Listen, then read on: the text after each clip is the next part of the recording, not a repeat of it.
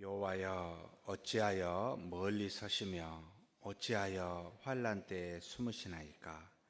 악한 자가 교만하여 가련한 자를 심히 압박하오니 그들이 자기가 베푼 꾀에 빠지게 하소서.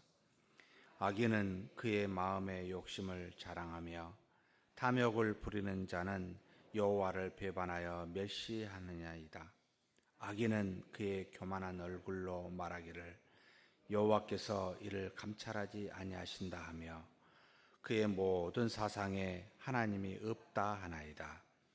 그의 길은 언제든지 견고하고 주의 심판은 높아서 그에게 미치지 못하오니 그는 그의 모든 대적들을 멸시하며 그의 마음에 이르기를 나는 흔들리지 아니하며 대대로 환난을 당하지 아니하리라 하나이다. 그의 입에는 저주와 거짓과 포악이 충만하며 그의 혀 밑에는 잔해와 죄악이 있나이다. 그가 마을 구석진 곳에 앉으며 그 은밀한 곳에서 무지한 자를 죽이며 그의 눈은 가련한 자를 엿보나이다. 사자가 자기의 굴에 엎드림같이 그가 은밀한 곳에 엎드려 가련한 자를 잡으려고 기다리며 자기 그물을 끌어당겨 가련한 자를 잡나이다. 그가 굽으려 엎드리니 그의 포악으로 말미암아 가련한 자들이 넘어지나이다. 그가 마음에 이르기를 하나님이 잊으셨고 그의 얼굴을 가리셨으니 영원히 보지 아니하시리라 하나이다. 여호와여, 일어나옵소서. 하나님이여, 손을 두옵소서. 가난한 자들을 잊지 마옵소서. 어찌하여 악인이 하나님을 멸시하여 그의 마음에 이르기를 주는 감찰하지 아니하리라 하나이까. 주께서는 보셨나이다. 주는 재앙과 원한을 감찰하시고 주의 손으로 갚으려 하시오니 외로운 자가 주를 의지하리이다. 주는 벌써부터 고아를 도우시는 이시니이다. 악인의 팔을 꺾으소서. 악한 자의 악을 더 이상 찾아낼 수 없을 때까지 찾으소서. 여호와께서는 영원 무궁하도록 왕이시니 이방 나라들이 주의 땅에서 멸망하였나이다.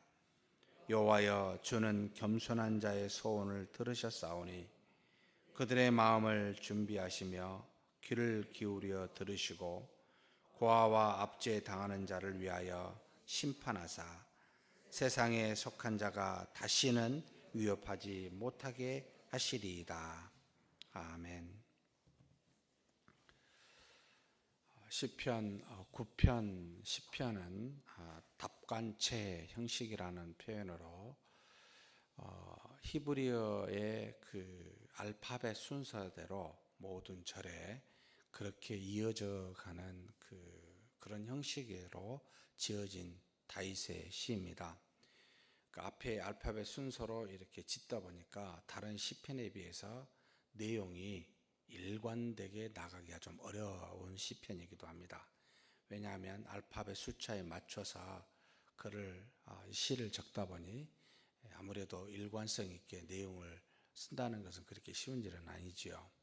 그럼에도 불구하고 시편 9편 10편은 악인에 관련된 내용을 쓰는데 9편은 악인을 이기사 우리에게 은혜를 베푸시는 하나님께 감사하고 찬송하고 있는 시편이고 10편은 조금 더 악인에 대한 특성이 어떤 것인지 가르쳐주고 그리고 그 악인으로부터 구원해 달라고 호소하고 있는 내용으로, 그래서 10편은 크게 두 단락으로 되어 있습니다.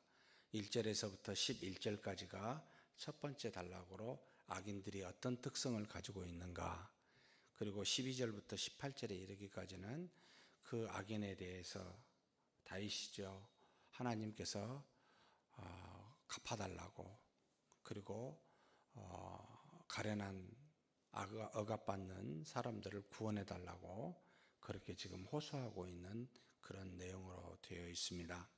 1절에 보면은 어찌 보면 가장 1절, 2절이 이 시편 전체의 주제이면서도 그 뜻을 먼저 표현하고 있기도 합니다. 여호와여, 어찌하여 멀리 서시며 어찌하여 환난 때에 숨으시나이까. 환난을 당한 하나님의 백성들이 일반적으로 하나님께 대한 느끼는 감정입니다. 하나님이 왜 침묵하고 계십니까? 왜 가까이 계시지 않고 멀리 계시게끔 가만히 있습니까? 이렇게 어렵고 힘들 때 하나님 도와주셔야 되는데 어찌하여 이렇게 억울한 일을 당하도록 내버려 두십니까? 하나님의 백성이 악한 자들로 하여금 핍박을 받는 것이 마땅치 아니하지 않습니까? 라고 그렇게 탄식하며 나오는, 마치 하나님이 가까이 계시지 않고 멀리 계시고 드러내 우리에게 역사하시지 않고 숨어 계시는 듯한 그런 하나님에 대한 마음을 먼저 표현하면서 쓰고 있습니다. 일반적으로 느껴지는 우리 생각이죠. 그런데 그렇게만 느끼면 이제 표면적 신앙 또는 어린 신앙이라고 이야기할 수 있습니다. 깊숙이 들어가서 다윗은 그 악에 대해서 이야기하고 악을 다시 하나님께서 구원하시는 분에 대해서 이야기하고 있기 때문에 일반적으로 느끼는 것은 우리 신앙이라고 볼 수는 없겠지요. 그러면서 2절에 악한 자가 교만하여 가련한 자를 심히 압박하오니 라고 하면서부터 쭉 11절에 이르기까지 악한 자, 교만한 자에 대한 특성들을 이야기해 주고 있습니다. 악한 자들은 일반적으로 교만합니다. 왜 교만합니까? 라고 말할 때는 모든 일은 하나님이 하시고 하나님이 살아 계시다고 믿고 있으면 말과 행동을 항상 조심할 수밖에 없기 때문에, 여러분, 하나님을 아는 자는 겸손하게 되어 있고 하나님을 모르거나 믿음이 연약한 자는 교만하게 되어 있습니다. 그래서 악한 자는 다른 말로 말하면 교만한 자와 같은 표현이기도 합니다. 그래서 여기 보면은 악한 자가 교만하여, 거기로만 머물리지 않습니다. 가련한 자를 심히 압박하오니. 왜 그렇습니까? 하나님의 뜻에 따르지 않고 악한 자는 항상 자신의 뜻이나 자신의 이익을 따라 쫓는 사람들이기 때문에 반드시 어떤 형태로든 연약한 자에게 여러분 상처를 주고 또 압박하는 일들을 할 수밖에 없게 됩니다. 의도하든 의도하지 않든. 그래서 악한 자는 저절로 교만하고 교만한 자는 저절로 가련한 자를 심히 압박할 수밖에 없는 상태에 빠지게 됩니다. 그래서 여기 심히 압박하오니 그들이 자기가 베푼 기에 빠지게 하소서라고 먼저 하나님께 구합니다. 그들이 생각하고 뜻한 바가 마치 세상의 원리를 따라 하나님이 없는 것처럼 생각한 그들인데, 하나님 그들에게 그들이 빠지게 해달라고, 그렇게 하나님께서 인도해 달라고 이 다윗이 먼저 구합니다. 그러면서 쭉 악인에 대해서 다시 이야기합니다. 악인은 그의 마음에 욕심을 자랑합니다. 누가 욕심을 자랑하겠습니까? 웬만한 사람은 그렇지 않죠. 근데 욕심을 자랑한다 이 말은 드러낸다는 뜻입니다. 마음속에 생각하고 있는, 어찌 보면 하나님이 없다라고 생각하고 자신만이 가지고 있는 것들을 드러내는, 그러게 되면 자연스럽게 그것을 자랑하게 돼버립니다. 그래서 악인은 특성이 마음의 욕심을 자랑하게 나타납니다. 탐욕을 부리는 자는 여호와를 배반하여 멸시합니다. 왜 그렇습니까? 하나님이 없다고 생각해요. 그래서 그 마음의 욕심에 따라 탐욕이 나타나죠. 하나님을 배반하고 멸시하게 됩니다. 또 악인이 그 교만한 얼굴로 말합니다. 뭘 말합니까? 가장 큰 것들이죠. 하나님은 안 계셔요.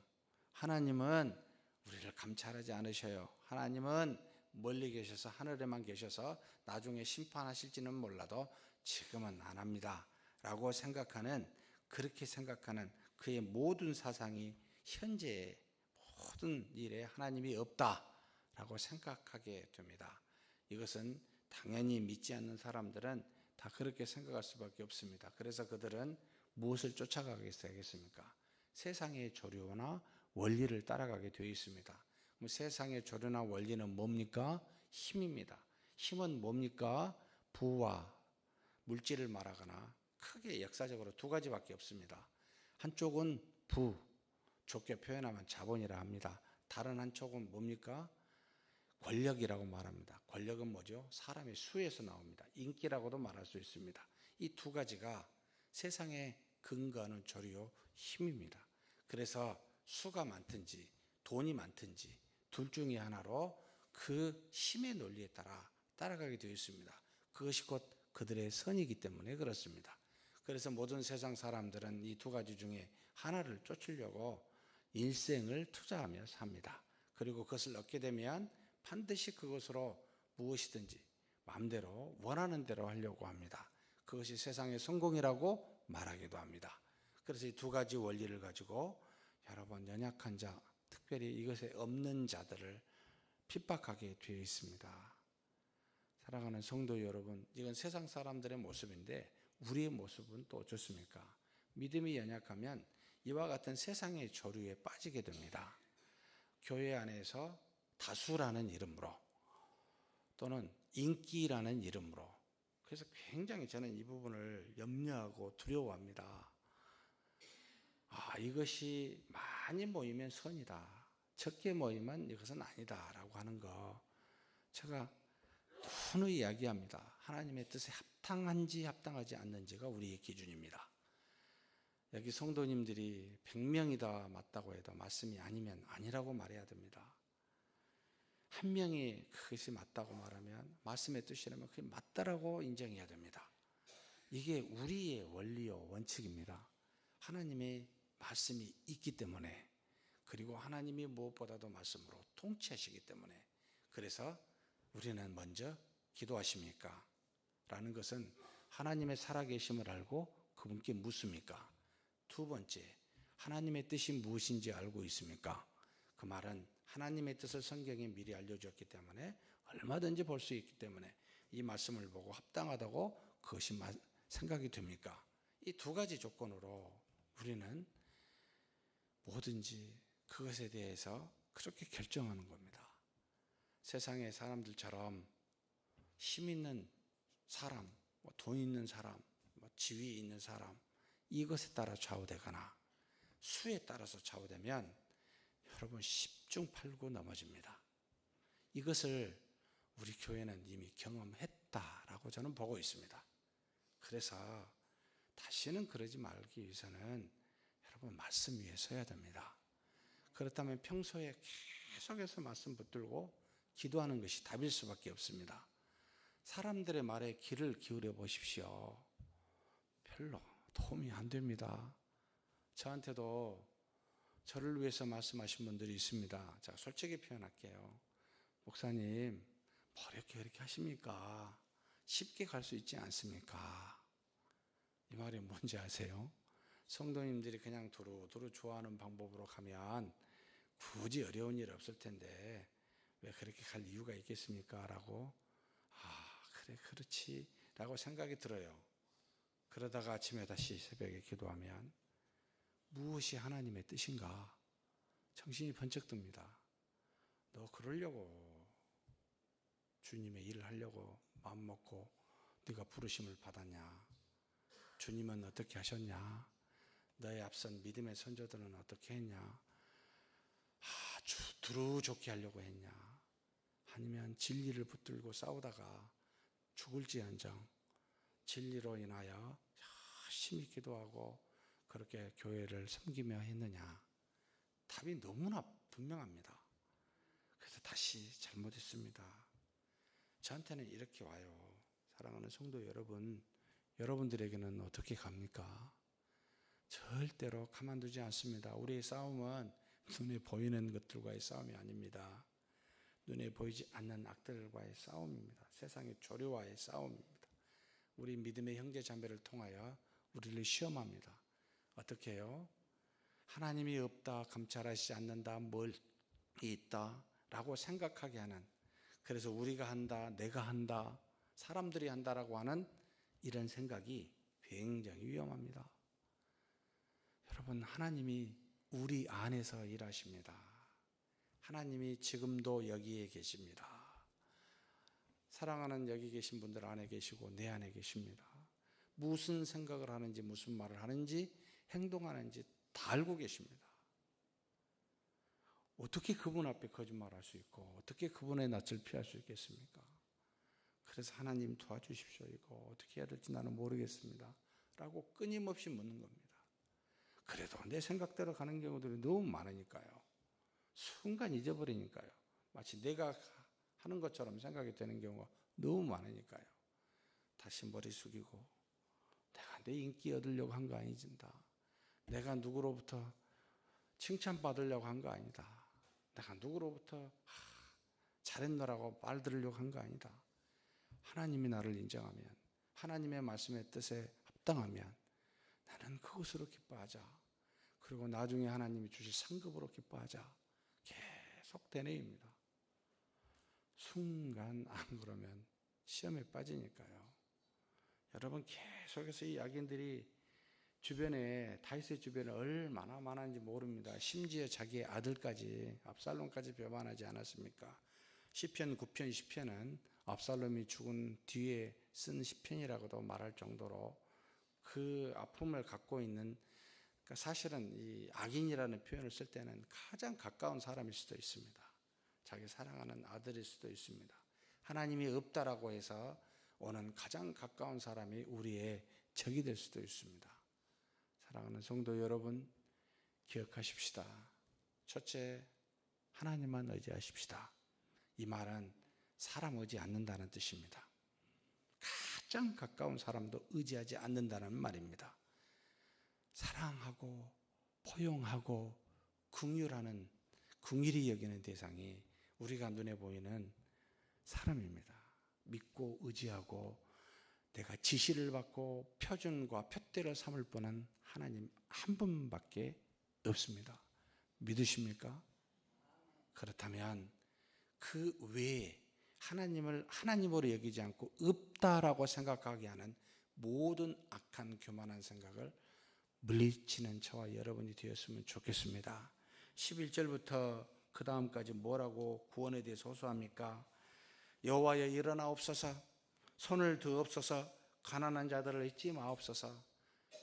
그러지 않으셔서 이런 말한 게 아니고 지금 다윗이 믿음의 확신을 다시 회상하는 겁니다.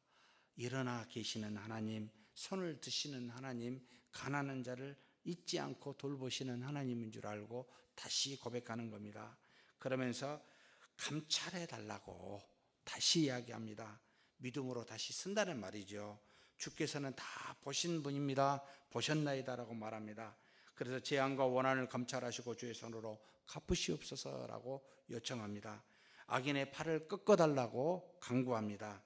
악인들의 악을 끝까지 그걸 찾아서 갚아달라고 이야기합니다. 하나님이 모르시겠습니까? 영원 무궁하신 왕이라고, 이방 나라들이 여호와의 나라에서 다 멸망했노라고 그렇게 고백한 다윗입니다. 그러면서 겸손한 자의 소원을 들으시는 하나님, 겸손한 자는 누구를 말하겠습니까? 하나님이 살아계신 걸 알기 때문에 머리 숙여서 묻고 기도하고 하나님 앞에 나아가는 사람을 말하지요. 이 기도를 들어달라고, 이 소원을 알아달라고. 그러면서 뭘 말합니까? 그들의 마음을 준비하여 주시고, 하나님이 겸손한 자의 마음을 미리 준비시켜 주시고 또 그들의 말에 귀를 기울여 달라고 그렇게 기도하고 있습니다. 사랑하는 성도 여러분, 하나님은 심판하십니다. 당장 하든 나중에 하든 하십니다. 그러나 하나님의 나라와 의를 위하여 지금까지 우리에게 긍휼을 베풀고 계십니다. 우리는 겸손한 자가 되어서 악인이 되지 말고 살아계신 하나님을 알고 그렇게 기도하며 의지하는 저와 여러분이 되기를 주의 이름으로 축복합니다. 하나님 아버지, 감사합니다. 이 땅에 사는 것이 믿음으로 사는 것인 줄 믿습니다. 그러나 살다 보면 아버지, 세상의 저류를 따라 우리도 모르게 그들이 생각하는 그 원리를 따라가는 경우들이 많음을 보게 됩니다. 하나님, 그래서 악인이 되어 교만한 자가 되어 하나님이 감찰하지 않는다고, 하나님이 계시지 않는다고 그렇게 생각하여 우리의 뜻과 우리의 마음대로 모든 것을 결정하고 나가지 않는지 우리를 돌아보게 하여 주옵소서. 겸손하게 살아계신 하나님이 우리 가운데 계시며 모든 일을 믿음대로 역사하시는 하나님이신 줄 알고 그 하나님 앞에 먼저 간구하고 기도하게 하시고 하나님의 뜻이 무엇인지를 말씀을 통해 하나님 돌아보게 하는 우리가 될 수 있도록 주님 붙들어 주시옵소서. 하나님은 반드시 모든 것을 감찰하사 악인의 팔을 꺾으시고 반드시 심판하시는 무궁무진한 전능하신 하나님이신 줄 믿사오니 하나님, 그 하나님만 의지하고 세상을 의지하지 않는 우리가 되게 하여 주옵소서. 우리 주님 예수님의 이름으로 기도하옵나이다. 아멘.